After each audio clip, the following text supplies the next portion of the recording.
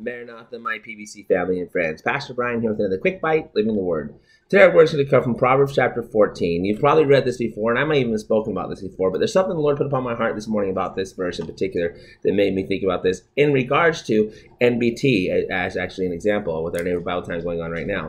But it says this, in verse 4, it says, "Where no oxen are, the crib is clean, but much increase is by the strength of the ox."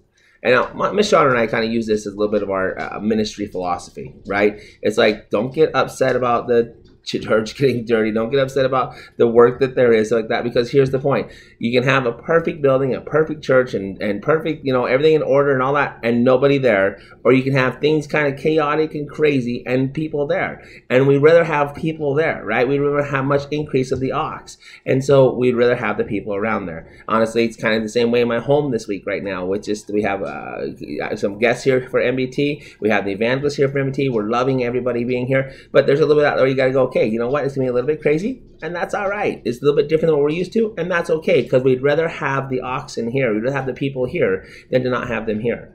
And so when we think about those things, that's one way we look at this. But I think there's something else the Lord put upon my heart about this. You may be sitting there and thinking to yourself, well, I'd rather have my life in order. Well, that's fine.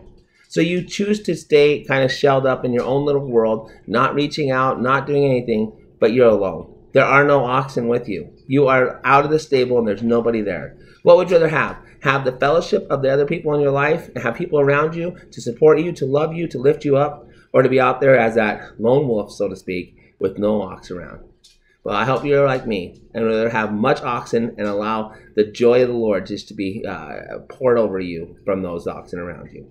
I hope this encourages you. As always, remember that I love you, we love you, God loves you, and God's got this.